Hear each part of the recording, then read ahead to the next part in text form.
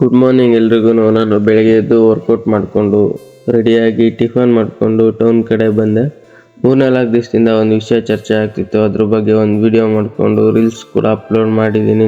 ನೋಡಿಲ್ಲ ಅಂದವರು ಸಂಜೆ ಬೀಡ ಹಾಕೊಂಡು ಮನೆ ಕಡೆ ನಾವು ಬಂದ್ವಿ.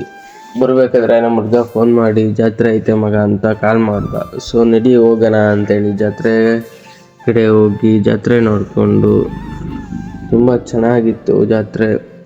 ಪಟಾಕಿ ಹೊಡೆದ್ರು, ಪಟಾಕಿ ನೋಡ್ಕೊಂಡು ಬಂದ್ವಿ ಮನೆಗೆ ಬಂದು ನಾನು ಊಟ ಮಾಡಿಕೊಂಡು ಬುಕ್ ಓದ್ಕೊಂಡು ನನ್ನ ಡೇನ ಮುಗಿಸ್ದೆ.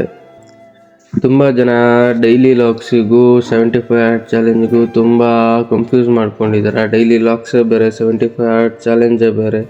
ನಿಮಗೆ ಹಂಗೂ ಗೊತ್ತಾಗಿಲ್ಲ ಅಂದರೆ ನಂದು ಡೇ 1 ವಿಡಿಯೋನ ನೋಡಿ, ಹಂಗೂ ಗೊತ್ತಾಗಿಲ್ಲ ಅಂದರೆ ಯೂಟ್ಯೂಬ್ಗೆ ಹೋಗಿ ಸರ್ಚ್ ಮಾಡಿ ನೋಡಿ 75 ಹಾರ್ಟ್ ಚಾಲೆಂಜಸ್ ಅಂದರೆ ಏನು ಅಂತ. ಅಂದರೆ 75 ಹಾರ್ಟ್ ಚಾಲೆಂಜೇ ಬೇರೆ, ಡೈಲಿ ಲಾಕ್ಸೇ ಬೇರೆ.